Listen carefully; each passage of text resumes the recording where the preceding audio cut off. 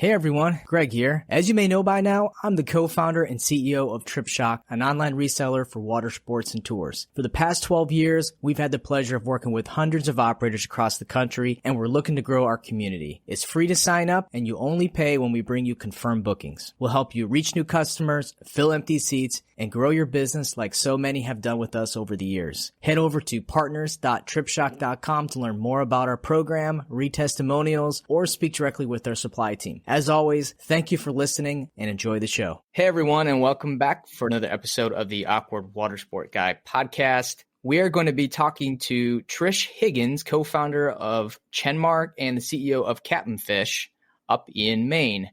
And this show today is going to be about transitioning yourself out of your business, what you need to know, and maybe some tips and advice before you make that decision. And I think the off season is the perfect time to talk about this because you might have had a really great season or you had a terrible season, one of the two. And you're thinking do I want to continue doing this? Or, maybe you've been doing this for 30, 40 years and you're just not physically able to continue doing this. And maybe there's not any real opportunities to hand it down to someone, your employees. But anyways, there's a lot of things, that might make you want to think about or go down this path. Yeah. When you have to make sure my mic is working because it's happened a handful of times where you're like, Kevin, are you there? Can you hear everything that's going on? I'm like, yeah, no, I'm just listening. But it's rare that I shut up and just open up my ears. And then there wasn't not a lot of swearing in this episode. It was piqued my interest. I had a lot of questions and I was very interested in, obviously, I have no real exit strategy with Destiny Water Adventures, but I thought I found everything that she was saying to be really interesting. And there's a lot of things that we don't think about. We don't think about exit strategies. I don't think there's any entrepreneur that starts a business that's in 4 or 5 years that's going all right, how do I flip this thing? Unless it's you, Greg, but most of us, most of us came into this with, we want to grow, we want to take over the world. Next year it's going to be bigger and bigger and bigger and bigger. But not a lot of people consider that at the end of your business's life, all of these decisions that you've made, it's sort of the spreadsheet, if you will. It's are you going to get into heaven or are you going to, be sitting there going through hell? And I've watched a couple of my friends go through evaluations of their business and seeing what it's worth. And, it's I think that for all of us is probably would be one of the most stressful situations. So I think that it is incredibly insightful to have Trish on. And I definitely learned a lot. And I definitely had to put on professional Kevin hat. And, it was when we had, what's Tim his name? Tim. When we had Tim, I had to I know which episode that you're just in learning mode because you don't swear and you don't talk a lot. Yeah, and it's true. It's true. And I did like towards the end where you just were popping off your seat and you're I gotta swear, and you're fuck. You just had to get it out. It was just in the pit of your stomach. Yeah. Well, I was really hoping that one of her Jamie's their marketing, if he's a partner, marketing. Director, I was really hoping he was going to be on because he was going to be the fall guy for all my jokes. I'd never met Trish and she's from Canada and I couldn't start 1-2ing her. I did at the end because I was I had to talk about the cap and fish thing. Cap and fish, it just makes me think of fish sticks. Immediately I see the Gordon's fisherman comes to mind. And so it was less about cap and fish. That was the whale watching, the water sports aspect of it. But the real meat and potatoes of this is really sound financial and business advice. So this is one of those episodes where those of you guys who want to get in the weeds and want to learn something, you really want to pay attention to this one. And I did. And it was an incredibly valuable episode and I learned a lot. So it got me excited. Yeah, well, let's get into the interview. All right, let's get awkward.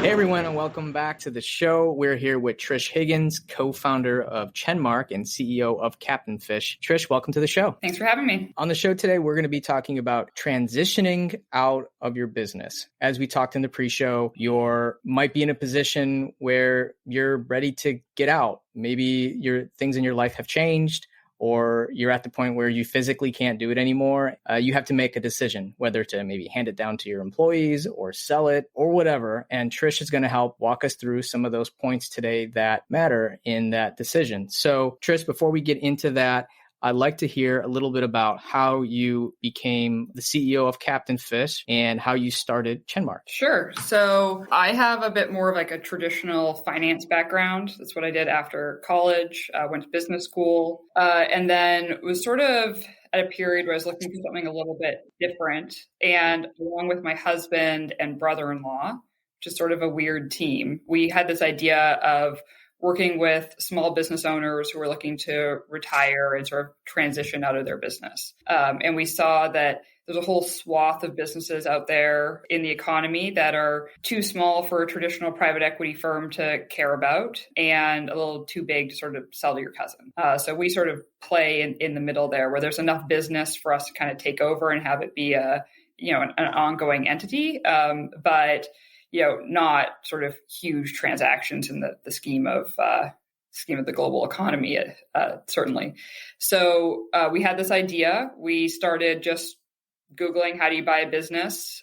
Sort of learned a lot of lessons the hard way. And we initially found a commercial landscaping company up in Portland, Maine. And we moved up here and back in 2015, and that was our first business that we owned. We always wanted to own a portfolio of these businesses. So we sort of learned with that first business and sort of have grown to own a number of businesses throughout the US, as well as some up in Western Canada, which is where I'm from originally. So that's the Chenmark side of things, and we've got a lot kind of going on there. In February of 2020, the end of February 2020, so about a week before COVID hit, we actually bought a company in the boat tour business, Captain Fish, up here in Maine, which does puffin and whale watch and sightseeing trips, which when we bought the company, I became the leader of it. And that's how we got sort of interested in the boat tour industry and certainly like it and see a lot of parallels with sort of the boat tour / tourism industry that we've seen in a lot of other industries we've been involved with in terms of a lot of kind of owner operators, a lot of people who are, have been in their business for 20 plus years, don't have a very good transition plan. And that's kind of the world that we live in, is talking to those folks to figure out what their next steps are. So Trish, really quick, let me ask you this question. So you buy an owner operated business, and you guys are obviously, as mentioned, private equity. So when you buy this business, a lot of times like the owner operator is the infrastructure. How do you account for the loss of that person when they are, by all accounts, a lot of times, and that might not have been the case in Captain Fish, but I'm assuming that when you're evaluating what kind of businesses you're going to buy, you have to be taking this into consideration because, Trish with a business degree and from Toronto is like, you're not like, hey, I'm going to go out and bottom paint this boat, like as the owner of some of these businesses might do. So one, my question is, in your evaluation process, like how do you evaluate?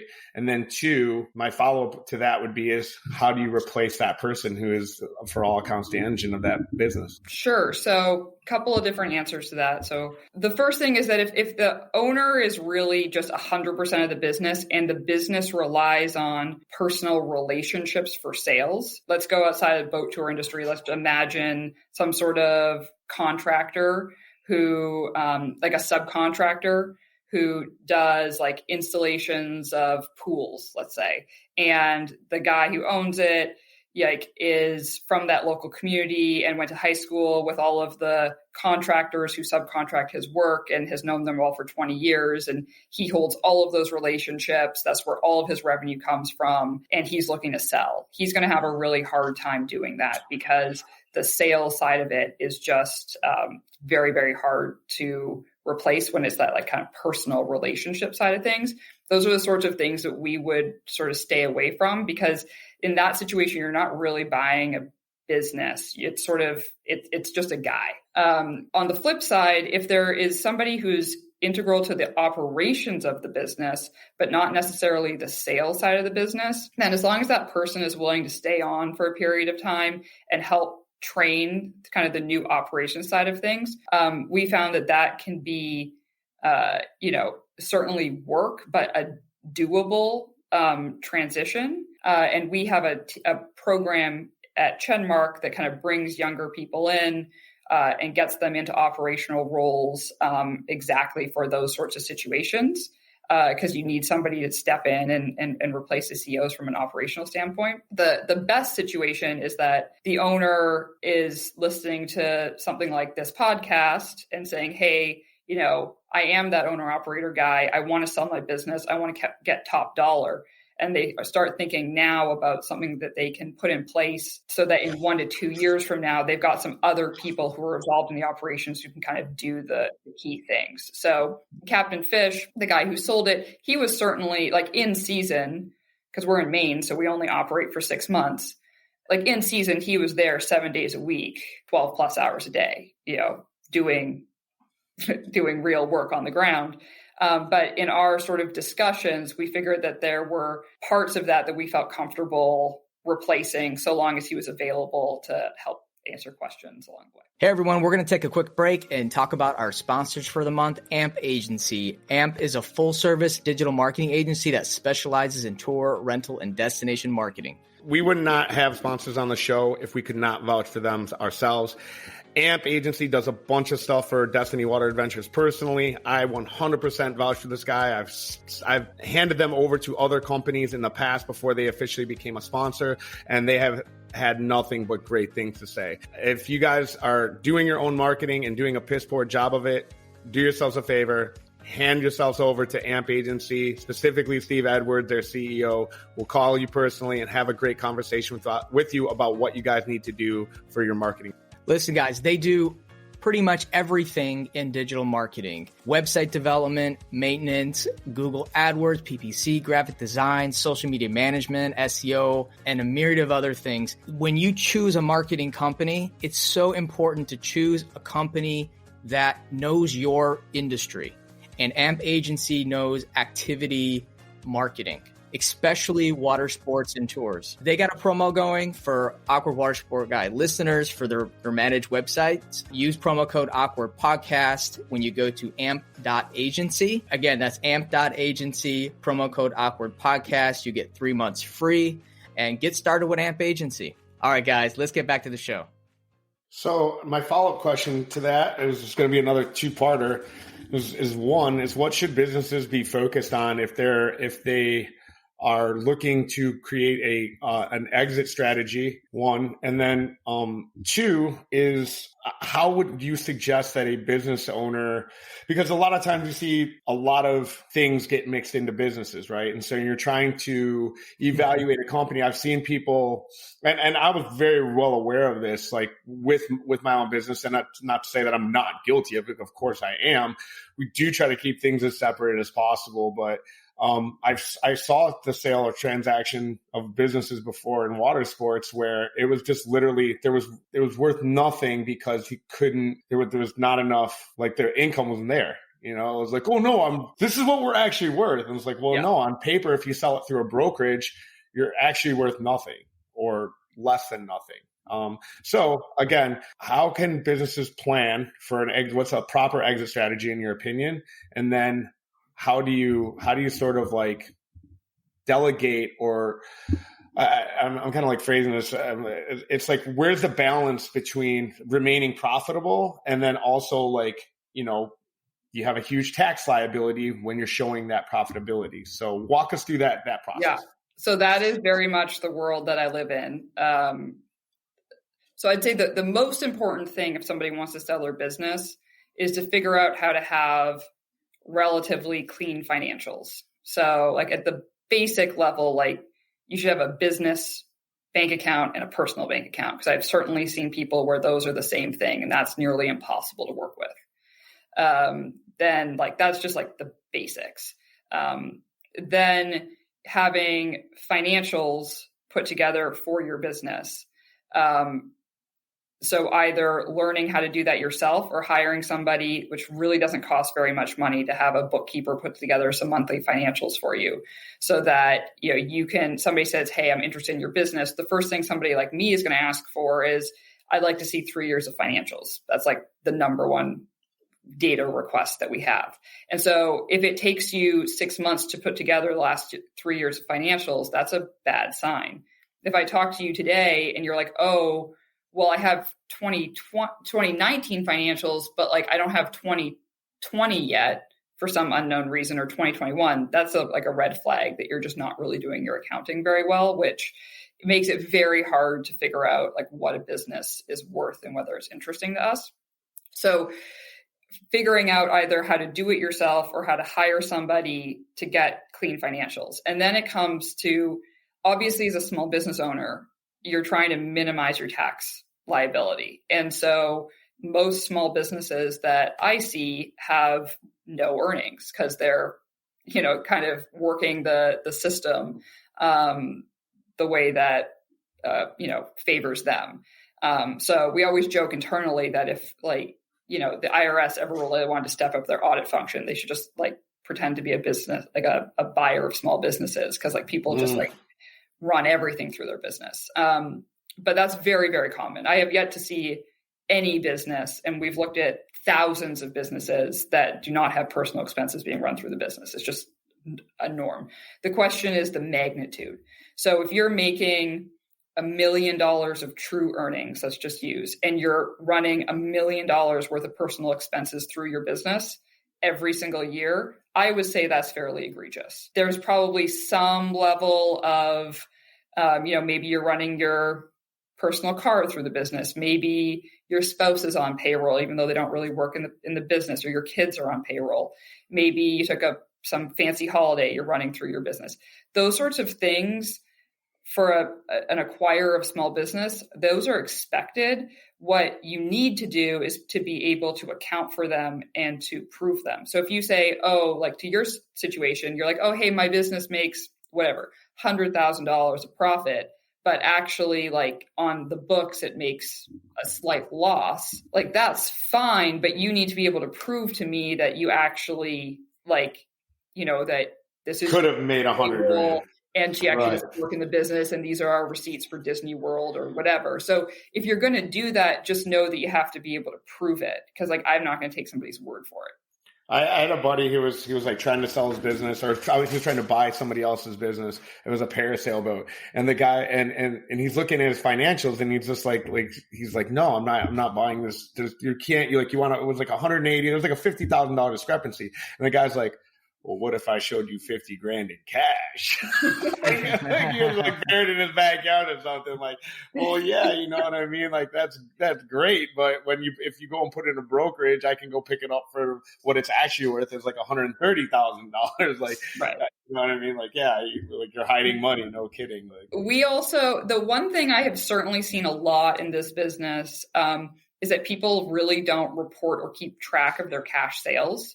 And so that can be really tricky, because a lot of times people will say like, oh, well, you know, whatever, the bar is cash and I don't track it. But they'll say like, oh, but like, trust me, like I made whatever, $75,000 on bar sales last year, but they have zero records of it whatsoever. Like for me, I'll give that basically zero credit.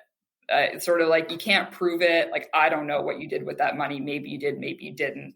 If I'm buying a business and I can't like substantiate the numbers, then I'm personally taking on like a lot of risk. So I'm just not going to pay as much or even be interested in a business that is like can't prove that it's making the money that it says it's making. So Trish, I'm sure you've experienced this probably almost in every deal you've done or every conversation you had with a business owner, but they always believe that their business is worth 3 times more than what it really is. So maybe walk us through a simple valuation formula let's not complicate it. Let's just say, all right, if your business is grossing this and has this, is there like a formula you use that you quickly can apply just to kind of get a sense or pulse on whether or not it's something you want to look at? Yep. So there are a lot of nuances to that question. So there's a lot of different ways. So if somebody's listening to this and they're like, oh, that's not the way I heard somewhere else, like there are other ways to do it.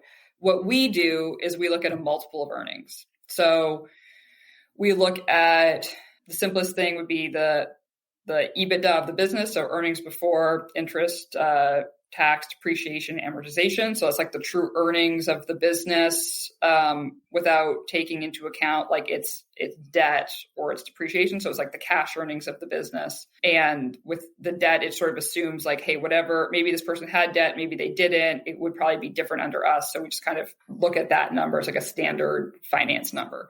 So look at that number and then we put a multiple on it. For us, we'd usually be looking at like 3 to 5 times multiple for a small business. A smaller was going to be a lower multiple. We're often going to look at an average of a couple of years. So 2021 was a great year for a lot of people. And they're going to say, hey, like, this is so great. I should be paid a multiple on this year. And it's like, you know, if they can get that, that's awesome for them. A more conservative buyer like us would say, well, you know, 2022 might not look like 2021. So I want to make sure that we're paying an amount that like allows us to not get into trouble if there's, you know, a downturn in 2022. And so the conversation is going to sort of like the negotiation is going to be around what's the actual EBITDA number we should be using, and then what's the multiple we should be using. So that's sort of the conversation we'd be having. Often the person who's selling the business doesn't care about that at all because they're like, I don't care what the EBITDA is. I don't care what the multiple is. I just want like the number that I want for retirement. And that's the number. And sometimes, and you know, that's why we often will look at thousands of businesses and only end up doing one transaction because our perception of value in theirs often is different, especially at first. And that's where being patient can be helpful because often somebody will say, you know, maybe I'll say, I think your business is worth $1 million. And they'll say, I think it's worth 5. And we'll be like, well, that's a really big gap. And so what we recommend is if the person's not, you know, happy with us or whatever offer they're getting, then they should go out and try to find, you know, test the market and see what is actually available to them. And if those, you know, and if they can get it, like good for them, they should 100% do that. But very often what we see is people will have an idea of what the business is worth. They might initially not get anywhere with us. They might go out, test the market, and then we'll hear from them again in sort of like 6 to 12 months after they've talked to other people. So typically you'll get the highest price from a competitor that typically, and then also in this industry, you could just sell your assets. Basically, they're mostly just arbitrary numbers that businesses throw out there. Like, I want 5 million. It's just a number that gets stuck in their head and there's no rhyme or reason why. I think it's from what I hear when I talk to businesses, they believe that their sweat equity has a value, and it's unfortunate, you know, that that's not going to happen. You know, I put a lot of work in my businesses, and it doesn't matter. At the end of the day, it's what the business is. What about like, okay, so in the digital landscape and in our space specifically, there's things like, I mean, how do you like assign a value of like, say, a website that's traffic? Because there's a lot of e-commerce businesses out there that sell for millions of dollars. And, you know, they don't necessarily, this could be like an affiliate website with 0 assets. And I take that and I just, to me, I call it real estate. So I look at digital real estate and then versus like a location for water sports. If you have a lease with somebody, whether it be month to month, and because there's plenty of places that have literally month to month leases, and the businesses have assigned a value to that and sold the business, as you mentioned, to a competitor with an attached increase of value by $100,000 simply because there's 5 spots in that marina that allow for that particular tour, or there's a contract with the county and there's only so many of those contracts, or there's a lease attached to the business that's 5, 10, 20, or 100 years, like something crazy like this. So how do you assign value to that? So for me, so how we would think about it is that there are 2 components. There's the durability of the business, and then there's the growth opportunity associated with the business.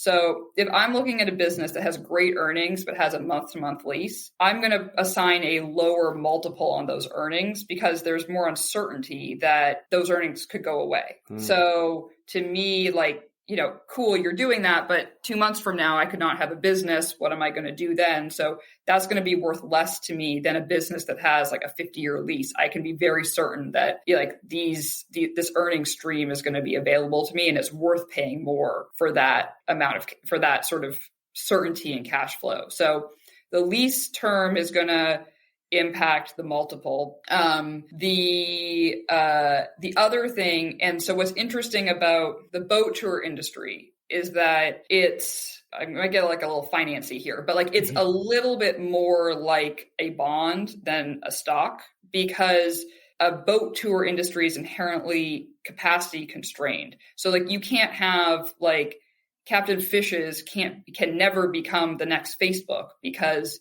we have a certain number of boats, we have a certain number of seats. I could tell you right now with our pricing, like other than filling up the boats and pricing, like there's a maximum amount of revenue and earnings that business can generate. So it's more of like a steady reoccurring stream of cash flows. Whereas if you're talking about like a website that has affiliate links that maybe doesn't have a lot of assets, in those situations, those companies can actually be valued much higher because they have unlimited growth potential, because they aren't constrained by their assets, which boat tour companies are. So that's why you can sometimes have these like super crazy valuations on things that can have a lot of growth, even if they aren't necessarily that big right now. Does that make sense? Yeah, it's funny. I was talking to somebody who's in the VC world, and we were talking about valuations, and we just, started talking about Trip Shock. And he was telling me that websites that have the scalability, like online travel agencies, they put the multiple on the earnings and not on the EBITDA. So I thought that was kind of interesting. Yeah. So once you start getting into more like online businesses and things that have a lot of growth and web traffic and stuff like that, then you're going to be talking like a much different paradigm for valuation. So I'm talking about a much more like traditional, this is how you value like operating businesses that have like hard assets that are like traditional economy businesses.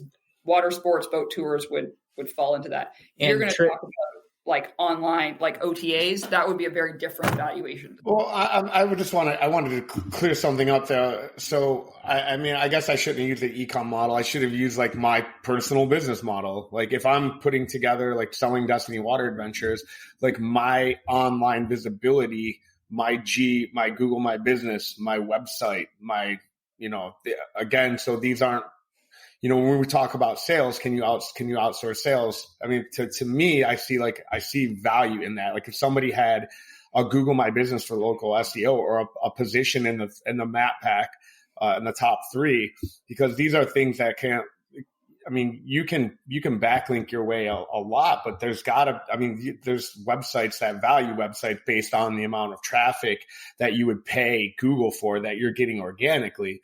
So when it comes to these sort of things, are you adding these in? Like as a business owner, should you be thinking about adding these things in when you're evaluating your company? So yes, what I would say is that the fact that you're doing all of that stuff well is going to should be showing up in your numbers in your financials. And so okay, I see what you're saying. Yeah. It would be it's part of you just running a good business. It's going to show up in your financials. You're being paid a multiple on those. Right. So I wouldn't, because your business is worth more than just the value of your lease and your jet skis, right? Like your business is worth more than that. Why is it worth more? You have good marketing, you have people come in, all those things. So to me, those things are actually all kind of part of a package. So you're saying I can't sell you my business and sell my competitors like my website? Like I can't, bring everybody in.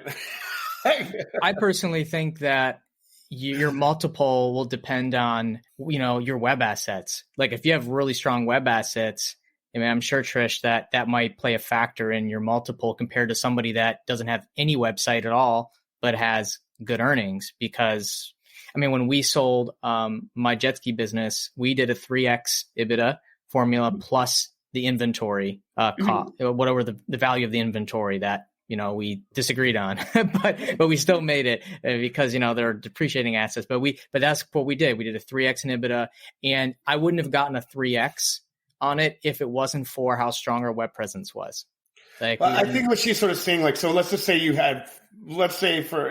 you have one jet ski and you're renting one jet ski business, and if you had shit marketing, and then you would draw in $8,000 gross sales and plus your one jet ski. But if you have great marketing, you get $10,000. And I think what Trish is probably saying then is you do that 3X evaluation times 10,000 because of you only are getting the extra $2,000 because of your website, i.e. you could evaluate that website at $2,000 times 3. Right. Yeah. Like if your website had sucked, right. Your earnings probably would have been lower. If they weren't, but your website still stuck, you probably wouldn't have gotten 3 times. See, I'm smart too, Greg. I'm not just here for the jokes and swearing and stuff, which I have not really done in this episode, and it's sort of making me feel uncomfortable. You feel a little awkward? Yeah, I need to fucking swear a little bit. There we go. I got one out.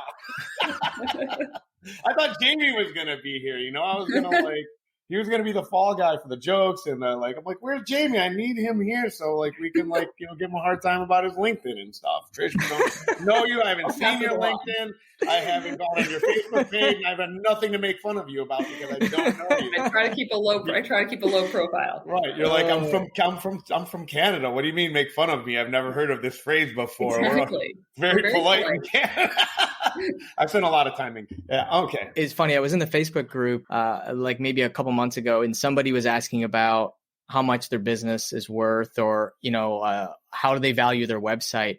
And this guy was adamant that his website was worth like $100,000. Like he just decided to put this price tag on there because he gets 15,000 visits a month. And it was just a completely arbitrary situation. And but he's not the only person that has said things like that online or in person, that they feel like their web assets are worth more than their inventory or anything else. But in some sense, if you're in a very competitive market, and let's say you're number one organically, you're number one in the MacPat, like you are getting a majority of your business organically, it's kind of a slippery slope. If you're acquiring that company, Trish, and they lose all their organic, maybe they let their website go a little bit and they haven't been optimizing it. I mean, like when you are buying a business and you see that a majority of the business is generated organically, how do you approach that? Because that seems to be a risk on your part. Yeah. So I think when we look at a business, we're looking at all sorts of different factors. And so for us, if I saw a business that was generating most of its traffic organically, to me, that would actually be a potential positive in saying, hey, you could maybe if you did some paid advertising here, you could actually boost sales. Mm-hmm. So somebody like Jamie would be super excited to hear that. And the question is, what is it about their market position that's allowing them to get mostly organic traffic? And so that could be maybe they have, a monopoly in whatever their particular market is. Maybe there isn't a very strong competitive dynamic, for whatever reason. For me, that would just be part of the overall discussion about how do I think about this business? Why do we think that the earnings will continue on the way that they have in the past? So to me, it's kind of part of a broader holistic conversation. Now, we would never just buy a website. So that's not something we do. I'm certainly not an expert in that. I don't really know anything about the business of just buying websites. So there are probably other people who could talk a lot more intelligently about it than I could. But for us, that would just be one of many factors we'd be thinking about when looking at the business. Can we shift gears here real quick I guess we have been talking about Chenmark, but we've not really. But I'm a little bit interested in that story, so to speak. So you guys are did you guys just get together and all right, let's just put money into a pot and start buying businesses. Let's start a private equity firm. And then was I to understand it correctly? You're just Googled that. You're just yeah, pretty much. So your whole business was based on a Google question, and you're just I spent all this money on college. Why did I do that? I could have just Googled it. So you guys just got together and just started a private. Well, because it's I've got I've had friends and like our network and like we're constantly like, all right, what's next? Like, what are we going to do next? Like, let's start another business. Like, and then I'm always like, oh yeah, well, I feel like I'm going to be the one to start it and you guys are going to put the money and there's not like enough hours in the day. So, walk us through that process a little bit. Like, I mean, how many businesses does Chenmark own? So it depends on, like how you define businesses. We have like 7 brand names, but we've done well over, 30 plus acquisitions because we do a lot of smaller acquisitions that are in our local markets where they kind of get absorbed into the larger player. It sort of depends on the industry a little bit, but when we started out, it was really hey, this is an interesting idea. Let's start doing some research on it. And then it was more like the more we dug into it, the more interesting it was until finally it was it kind of starts with trying to connect with small business owners, either through brokers or just cold outreach and going to meet them and talk to them and see what they want. So it was a little bit of just kind of doing it. I think a big difference for us is, we put in some of our like initial capital and some friends and family kind of helped us with our first sort of setup, but we don't have like a fund of external investors or anything like that. So for us, we use the cash flows of our businesses to purchase other businesses. So we don't have like a fund has an end date. We don't have that. So when we buy businesses, we buy them with the intention of holding them for the long term. And our growth is predicated on how well our companies do. So if our companies generate cash, then we can use that cash to buy new ones. If they don't, then we can't. It's like, sounds like watersports. Like, and when people ask me like all the time at the forum, it was the constant question I kept on hearing over and over again. I was like, well, how do I grow when it's just me and one boat? Well, it's like, well, are you using all of your money to pay yourself and pay your mortgage? And, like, is it, if you need $40,000 to live and you make $50,000, then like you're never going to be able to grow. And so it's like every time I have this conversation with other operators, I'm like, you have to figure out a way how to keep on putting your money back into your business. Like if you made $10,000, not a good time to go buy a car. Like you should go buy another. The mindset of frugality is key to our model. So Trish, you got into, boat tour businesses for the first time with Capfish, that right? Yep. What attracted you to this industry? Was it that you saw an opportunity in the industry, or was it more specifically to that business? And then moving forward, are you more bullish on acquiring more tour companies because of your success with Captain Fish? Like, I'm just kind of curious of what's going on in your head.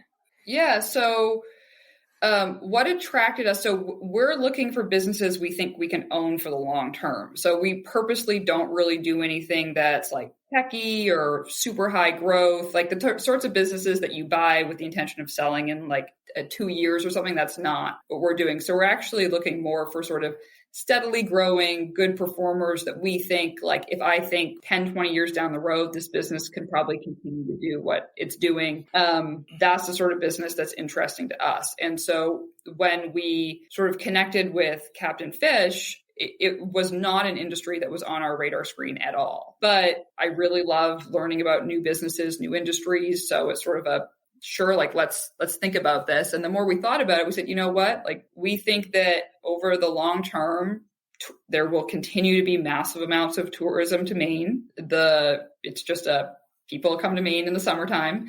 And we think that when those people come here, they will want to go out in the water and they will want to see some wildlife. And so we feel like the demand was durable, and that's the most important thing to us. And so once we got comfortable with that and we got comfortable with sort of the operations of the business and everything, then certainly, it made sense for us. It was a little different, but made sense. And now that we have more experience in it, we realize that there are other boat tour water sports companies that certainly fit that thesis, things we want to own for the long term, have a good competitive positioning in their local market, and certainly something that we're interested in, acquiring more as they come up. So we're not we're not like an aggressive roll up strategy where we're going to like go out and buy like 100 in the next 2 years and rename them all like Trish's boat tours or something like that. That's not our thing. We're more like opportunistic, work with, whatever owner looking to retire, kind of move on from there. So yeah, that's it, but it's a fun industry. And I think there's a lot of interesting stuff going on in it. So we're just kind of happy that we're participating. And I heard that you are going to be speaking at Arrival in San Diego. So I am.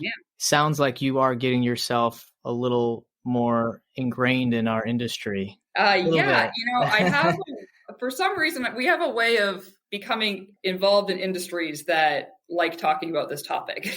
So, certainly excited to learn more about the industry because we're certainly not the most experienced people out there. But, great to, I think there are a lot of people out there that, Chenmark probably isn't the right home for, but are interested in this topic of how do you transition out of your business. And so we're always happy to talk to people about that. It's funny because there's something about animals is majestic. Like people want to see them. So I live on the bay and dolphins come, every week we see dolphins, and every time the dolphins come, you got to look to the left and right of my neighbors. Everybody's outside watching them.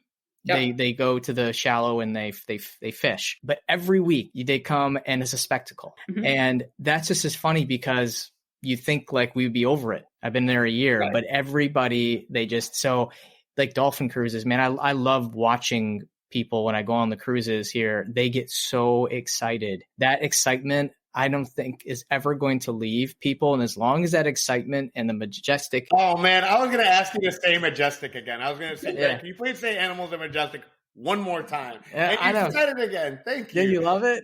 Then you love that word, but it's true. It was such a weird segue though. You're like, animals are majestic. I'm like, I feel like it's one of those things, being in a beautiful setting out in the water and seeing wildlife is like a real human experience. And I think that people don't have that many out there, like those real experiences.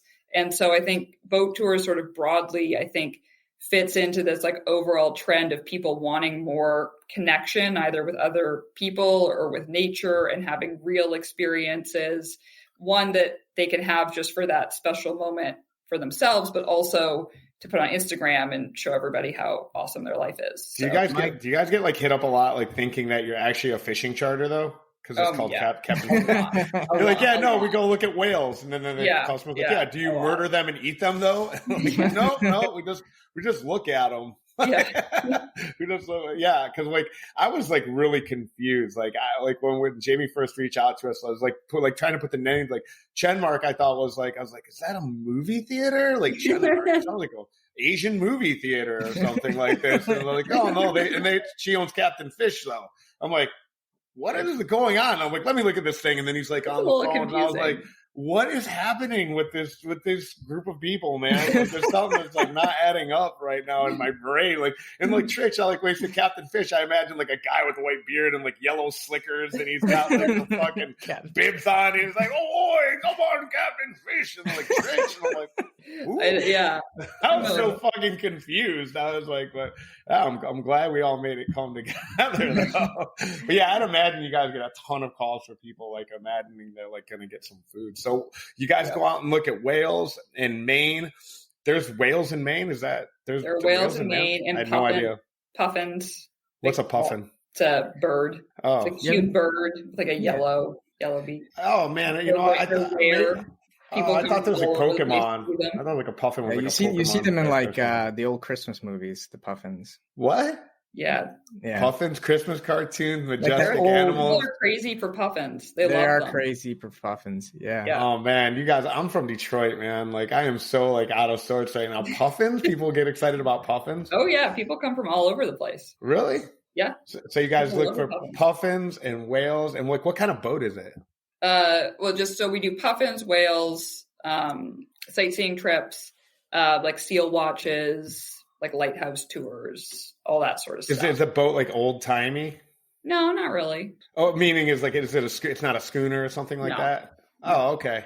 No. Yeah, so I kind of conjured up all these thoughts of I'm going to like Google like what is a puffin right after I Google how to start a private equity firm. Yeah, exactly. I'm a business. I'm gonna follow your business model, watching puffins and starting a private equity firm. Exactly. Well, Trish, I think Greg, are you at your time? Or yeah, we're at time. Yeah, I could see you looking at the shot clock over there, like moving in your seat, like, God damn it, Kevin's asking weird questions. He thinks Pokemons are puffins and puffins are Pokemon. Here we go. We appreciate you coming on, and I'm certainly, for 15 minutes to go by without me swearing or making fun of something, I'm just definitely interested, and I learned something, which is pretty rare. Because I think I know everything. So, Trish, happy to be on. Great to chat with you guys. Yeah. Thanks, Trish. How can people get in touch with you if they have any questions or want to connect with you?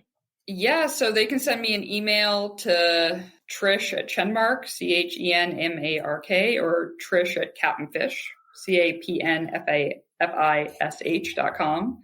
It goes to the same email, so same place, same person. And our website, www.chenmark.com, captainfish.com. Those infos also can get forwarded to me as well. So, and if any of you guys get hit up by Jamie Soros, he's an actual real person. He's a person. It's not a made up picture from India trying to sell you something. We might have thought he was. I cannot confirm or deny that. Excellent. And Trish, are you in our Facebook group as well? The Water Sport and Tour Professionals? I am not, but I can be. Okay, great. You probably get a lot of questions. This time of year is when everyone's thinking about, should I do next year? Should I transition? And then they get into February, March, and it's like they forget about it. I get a lot of calls this time of year for people that are trying to transition or sell, or they're thinking about different life choices. But wait till after a hurricane. Yeah. That's the perfect time. Yeah. All right. Well, Trish, thanks again for joining us. We really appreciate it. Great to meet you. And we'll see you in San Diego in February. And sounds good. As always, keep it awkward.